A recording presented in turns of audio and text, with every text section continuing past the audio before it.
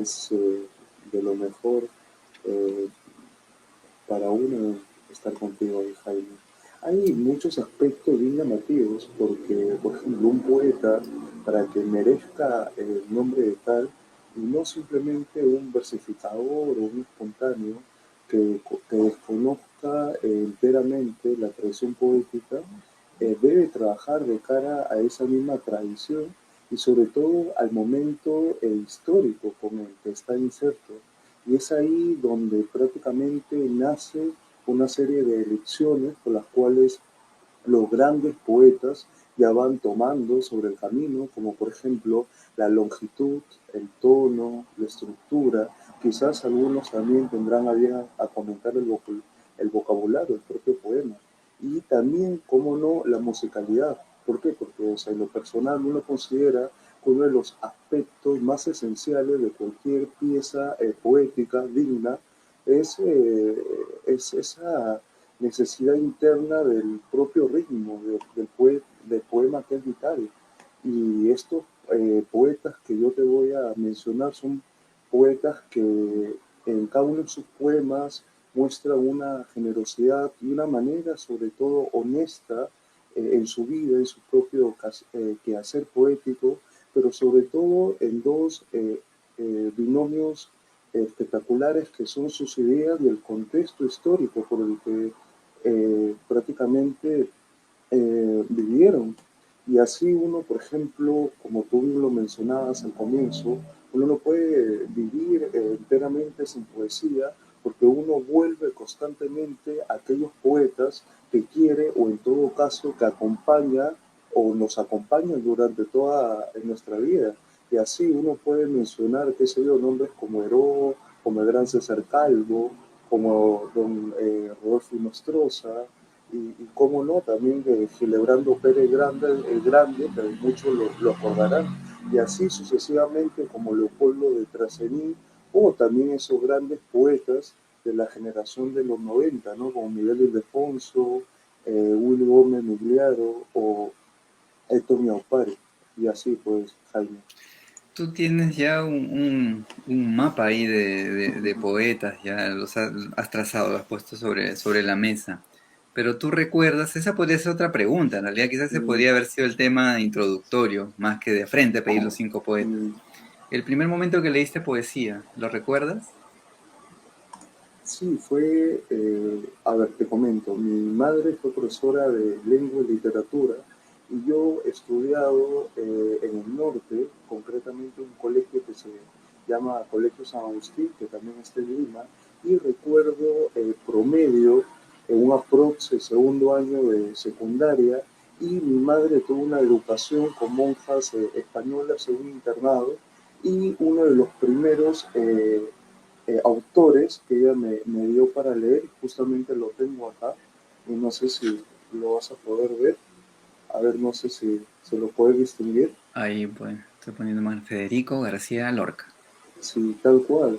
Y para mí fue algo espectacular, un encuentro de aquellos, un perderse para reencontrarse y aquello o sea, que te abre aristas tremendas. Y si gustas, podemos comenzar con él para eh, comentarte y hablar un poco.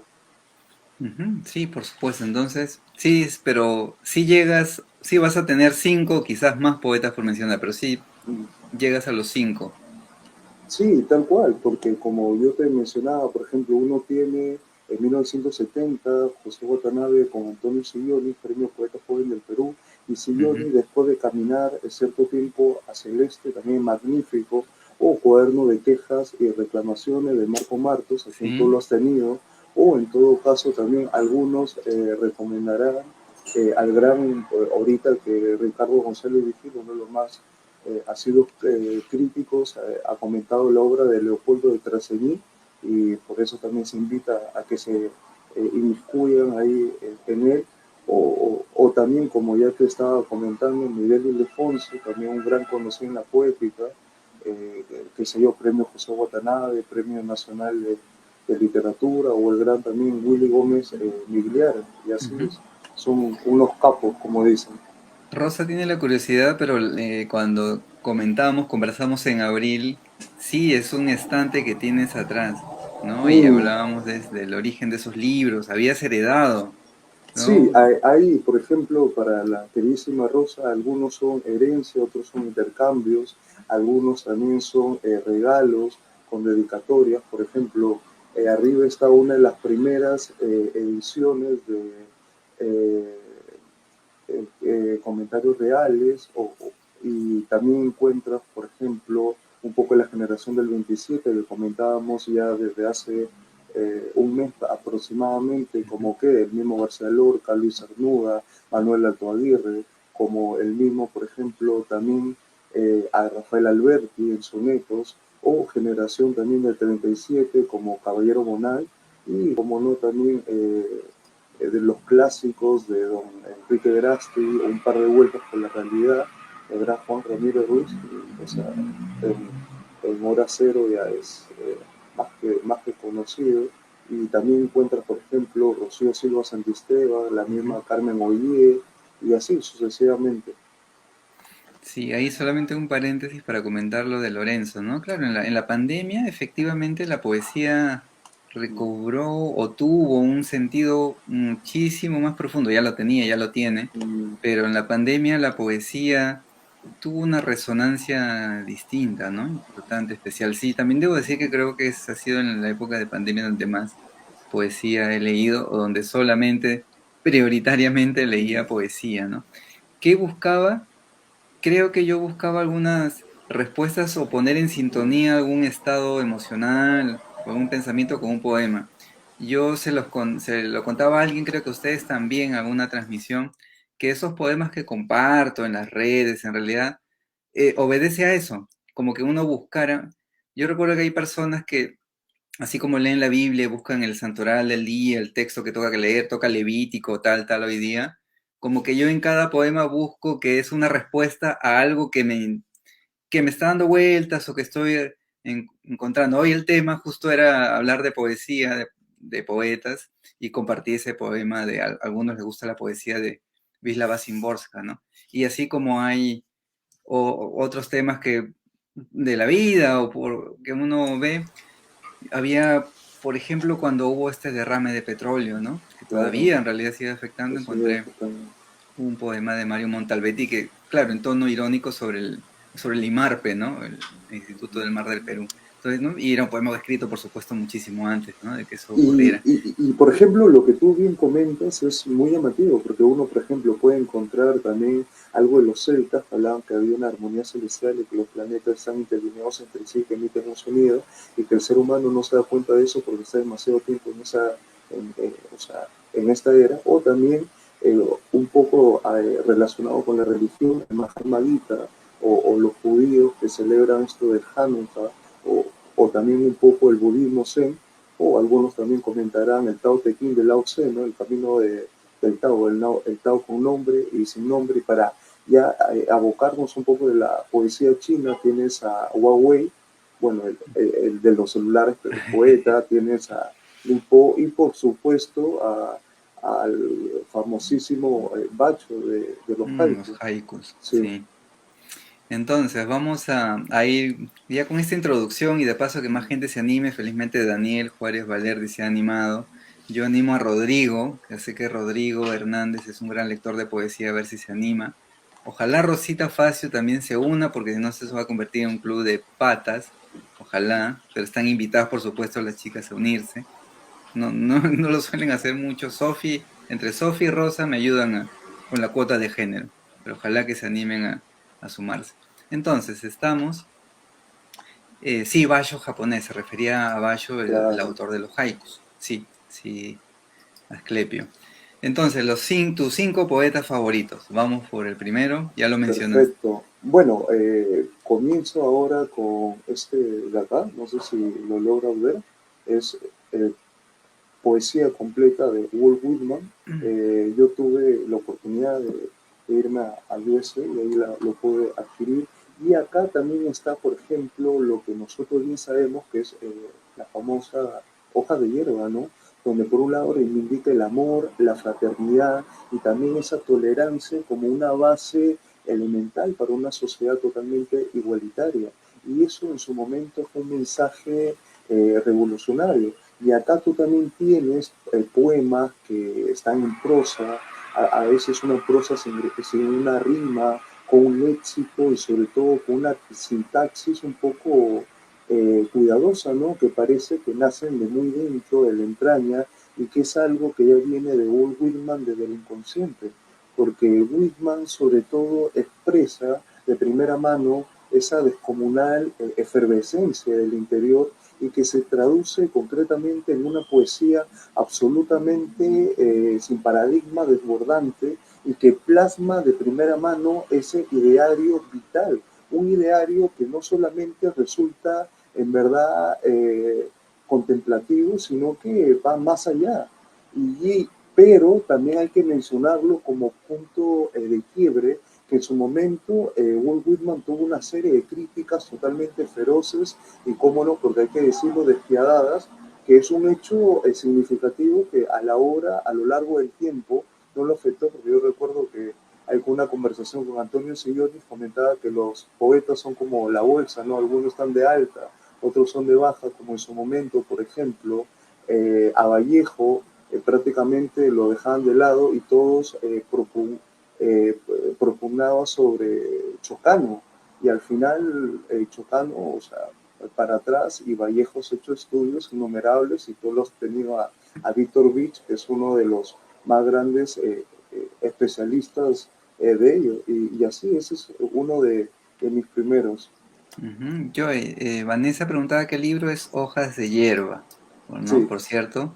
Y Rodrigo te pregunta, ¿no? ¿Cuál de las versiones de Hojas de Hierba prefieres? hay una que yo la conseguí también allá. Yo he estado en Carolina del Sur, Ujú. pero un viaje a Brooklyn lo encontré con Queen Random House, pero la versión clásica, por ejemplo. Este es, Sí. Sí, ya vi el pingüino. sí, y Hoja de Hierba también lo tengo y es una traducción muy depurada, muy fina, porque también en unas conversaciones ahí con poetas que comentaban que en la poesía, si tú le cambias el término de una palabra, es como un castillo de naipes donde vos, o sea, trastocas el sentido por completo del poemario. Por eso siempre con los editores los poetas son muy meticulosos, sí, tal cual. ¿Qué corrector de estilos va a haber para un poema, no? Es Mm, delicado. Sí, y cada palabra tiene un peso distinto. imagínate, Eh, Tierra Baldía de T.C. Eliot, tremendo. sí, exacto. O en Como todo dice acá, caso, ¿no? Una sí. palabra puede cambiar todo el sentido. Sí, Es como, por ejemplo, una obra conocida como El Quijote de Shakespeare, tú le cambias caballo por equino y no pasa absolutamente nada. Pero como le decimos con Walt Whitman, cambias algo.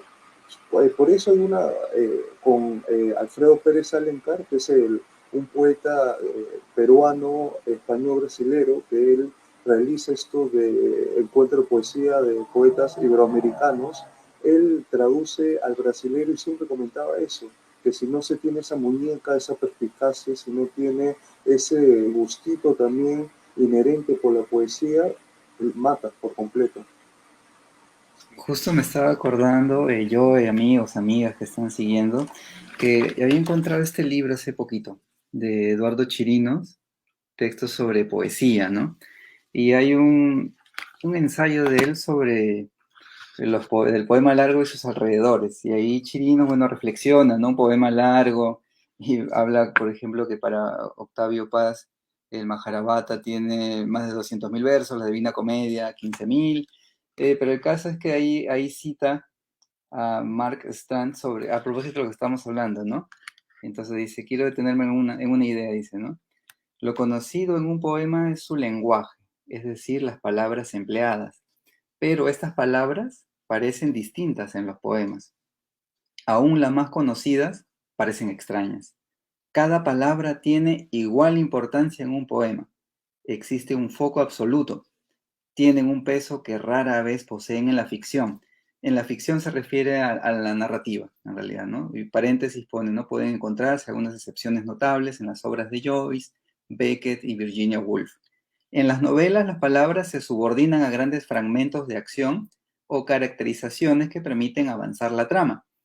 En el poema son la acción. Nos sentimos mucho más cómodos al leer una novela cuando el lenguaje no nos distrae. Al leer una novela lo que queremos es seguir. Un poema trabaja en dirección opuesta. Pide lentitud, nos obliga a saborear cada palabra. Sí, ¿no? Es lo que hablamos hace un instante, ¿no? Lo linké a propósito del Y comentario de también Asclepio. recordando de que todos los grandes escritores han sido en su primer momento poetas. Por ejemplo, cuando Vargas Llosa se le quiere sonrojar, siempre se le lee sus primeros versos. Y el mismo, por ejemplo, acá los compañeros han comentado a- al famoso R. Pound igual.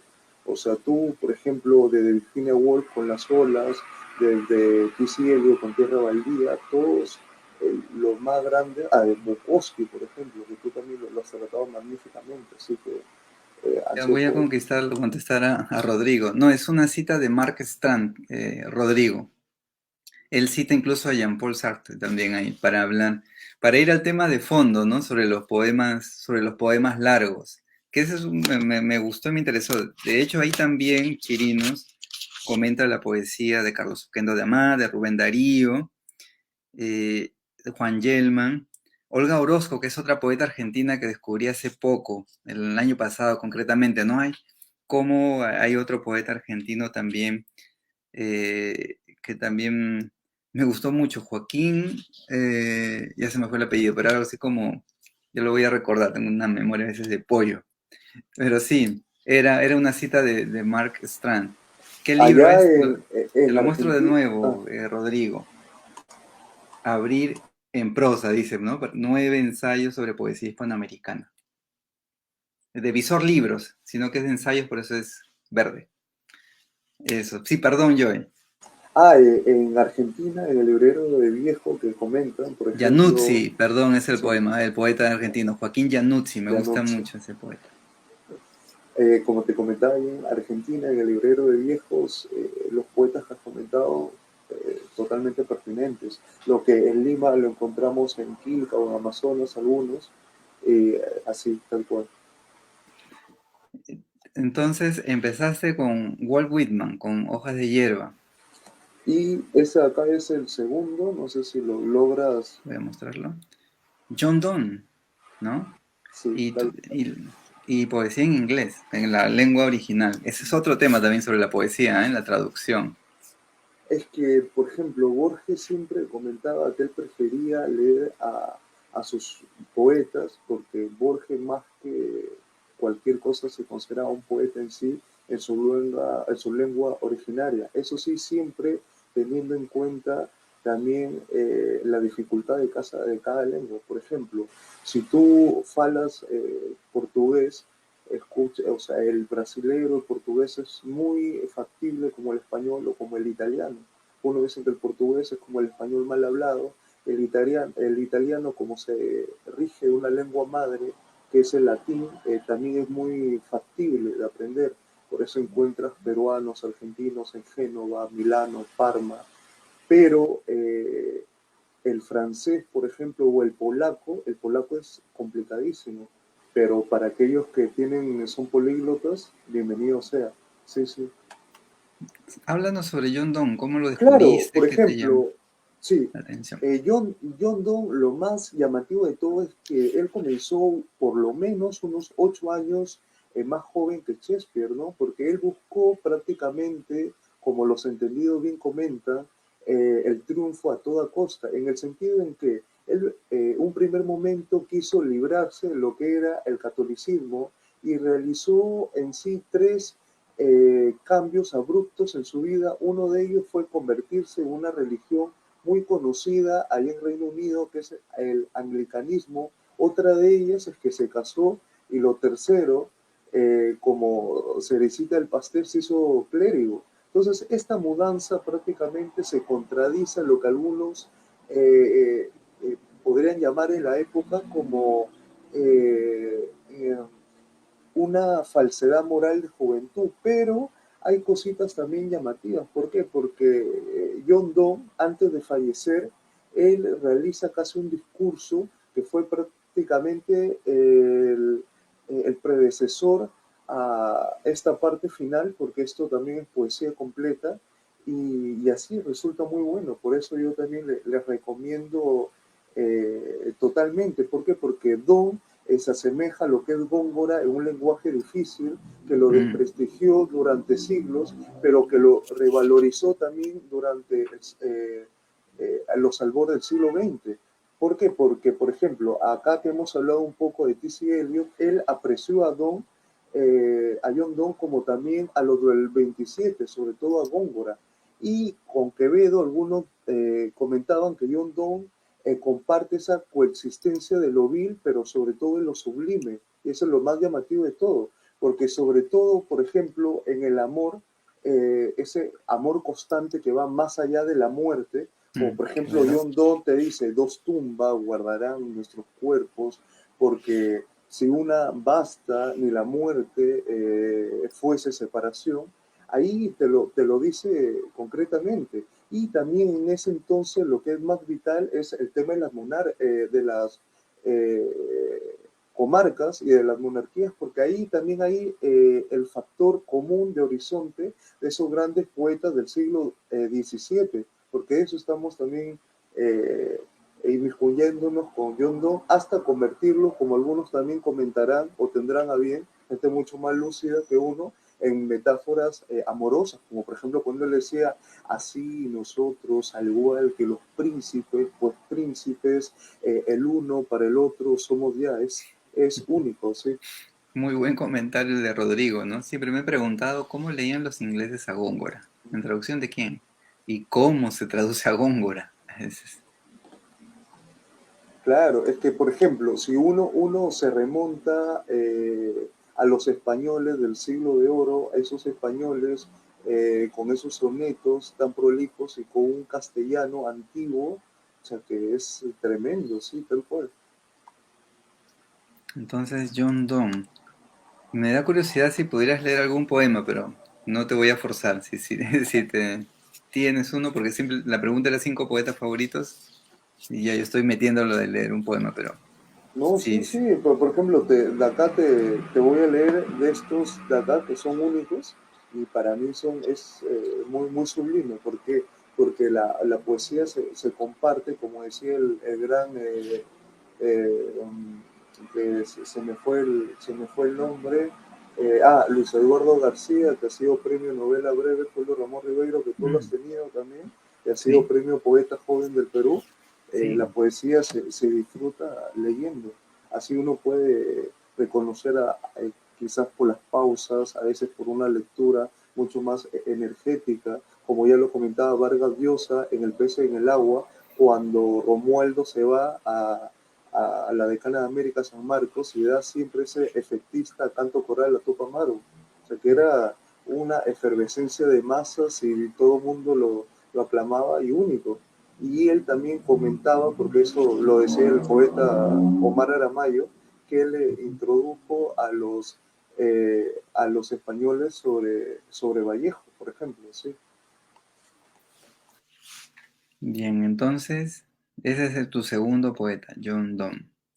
Tercero, El que ya te lo había comentado, García gran Lorca. García Lorca, pero ¿por qué? Porque, o sea, un García Lorca, recordemos, porque siempre hay que abocarnos, o sea, en el poeta, pero en el contexto, él abandona sus estudios de derecho, sobre todo en Granada, y esa parte es fundamental cuando se traslada a Madrid, allá en 1918, 1920, aprox, y es donde vive en una residencia de estudiantes, unos estudiantes que prácticamente tuvo la oportunidad de conocer también a otros grandes artistas, unos artistas relevantes, trascendentes de la época, como, qué sé yo, por mencionar algunos, Salvador Dalí, a unos cineastas, los que son fanáticos del cine independiente o dramaturgos, se acordarán de Luis Buñuel, y críticos literarios. Y es ahí donde prácticamente García Lorca, junto con otros escritores, sin lugar a dudas, ellos le marcó indeleblemente su trayectoria literaria. Y así es donde él vuelve a lo que habíamos dicho al comienzo, Granada, y ahí es donde ya por fin se gradúa de abogado, pero nunca ejerce, porque eso es lo más llamativo. Hay muchos escritores y poetas que también son abogados, como por ejemplo Villaña, o una familia netamente de juristas, como había sido de Julio Ramón Ribeiro, pero él nunca lo logra finiquitar. Y allá en Granada, o sea, terminó derecho, nunca lo ejerció, es donde él prácticamente extrajo ciertos ambientes folclóricos para el conjunto de la obra, como por ejemplo, algunos se acordarán, la herencia mora, o otros también mencionarán el folclore o ese carácter tan popular de los personajes. ¿Por qué? Porque ahí uno puede contemplar, por ejemplo, sobre todo en Romanceros Gitanos, o sea, un ícono de que se encuentra todo ello. Y como acá está la obra poética completa, acá podemos encontrar, por ejemplo, unas claves genuinas, pero sobre todo peculiares. ¿En qué? En un tema central que es la frustración. ¿En qué sentido? Que él no solamente constituye una de las cimas de la generación del 27, como un Luis Cernuda, Manuel Alto Aguirre, Rafael Alberti, sino también toda la poesía española del siglo XX. ¿Por qué? Porque su poesía no solamente es el reflejo vivaz, perenne, de ese sentimiento trágico, un sentimiento trágico de la vida de Lorca que funde con su poesía, y esa tradición que es elemental, porque como bien dicen los mejores poetas como Antonio Cisneros o cuantos otros, aquel que no conozca su propia tradición está muerto. Y ahí es donde Lorca conoce su tradición en forma, en contenido, y sobre todo esos autores de la vanguardia del surrealismo, ¿no? De aquel surrealismo dado del siglo XX, y sobre todo obtiene de ellos su originalidad, pero sobre todo su belleza. Por eso la obra poética de Lorca está lleno, ya para finiquitar, símbolos propios de los usos tradicionales, y este autor, sobre todo de 1918 para adelante, transmuta, pero transmuta con un sentimiento que cambia esa simbología tradicional, porque, o sea, si yo leo, por ejemplo, a ver, qué sé yo, a Blanca Varela, y trato de imitar a Blanca Varela, ¿qué sentido tiene? O sea, ¿qué nuevo puedo encontrar si yo imito, qué sé yo, en verso libre, prosa poética, en soneto? Hay que cambiar un poco, y eso es lo que hizo también el Lorca. ¿Por qué? Porque él le dio sus propios matices, unos matices entre unas aristas de genuinos y vanguardistas, y con ese aire fresco y moderno logra estar en el primer tercio de la lírica española, y eso es Ujú. único, sí, tal cual. Sí, muchas gracias, Joe, porque mientras tú has estado hablando, se ha animado alguien más a sumarse. Ahí está Marco, Daniel y Eduardo. Entonces, como ya hay gente en espera, vamos a ir más rápido con los Ah, dos ya, por poetas que quedan. supuesto. Y cómo no, porque yo sé que es un poco cliché, pero hay que mencionarlo. No sé si lo logra ver. A ver, a ver, acerco. Vallejo. ¿Verdad? Sí. O sea, ¿por qué Vallejo? Porque uno tiene un Vallejo que nunca, o sea, uno nunca sabe, pero parece inimitable. O sea, un Vallejo con esos juegos de palabras, con el significado, que son como piruetas de Arlequín, pero con también esos malabares verbales que vienen desde muy adentro, que nunca, pero nunca son gratuitos, y que siempre con poemas, por ejemplo, humanos, que también está dentro de esta antología, hace lo que nunca se había visto en la lengua, que claro, lo hizo en primer momento Quevedo y Góngora, claro. Muy bien, Vallejo. Ahí te preguntaba, Rodrigo, si prefieres el romancero gitano o poeta en Nueva Ah, o, York. o Poeta de Nueva York, o también el llanto a Ignacio Sánchez Mejías. Para mí, Poeta de Nueva York es único, pero cada uno también es su vertiente, su contexto y todo, ¿sí? Y acá hay también, ustedes se acordarán, y acá lo muestro. A ver, ahí está. Nové delirante, Arturo Corcuera.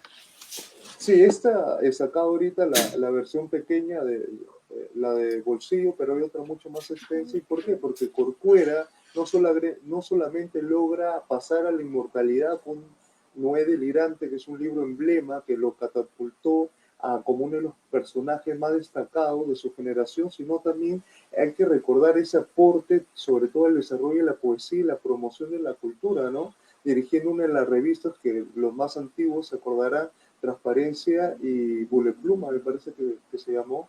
Y así uno encuentra en el Noé Delirante, claro, algunos comentarán una idea básica que es sencilla, pero lo describe en cada animal de manera magistral, porque a diferencia, por ejemplo, de otros bestiarios tradicionales, llenos, claro, de referencias librescas y así, o seres exóticos, estos animales escogidos por Corcuera son conocidos y comunes, como por ejemplo, para mencionar algunos, y ubicarlo ahí, al gallo, las arañas, el canario, y siempre con esas descripciones que están basadas en imágenes. Y para ya no ser tan tedioso, ¿me permites recitar un solo poema y culmino? Por favor, adelante, esa era la idea, pero ahí también la emoción te ha ganado y te has explayado en cada autor, pero vale, vale, ha ayudado también. Uy, Eduardo se fue, ojalá que sea por la conexión, que se reconecte, pero Sí, gracias ya. nuevamente, Joy, por animar a la gente a sumarse. No, tú sabes que tú lee, lee por gusto desde siempre, es algo que incita, que motiva y que lo llena de encuentro. Comienzo. Pero este es,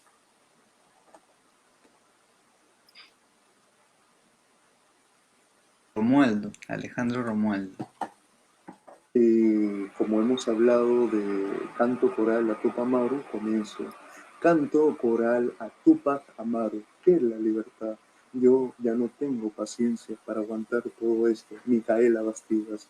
Lo harán volar con dinamita en masa, lo cargarán, lo arrastrarán a golpes, le llenarán de pólvora la boca, lo volarán y no podrán matarlo.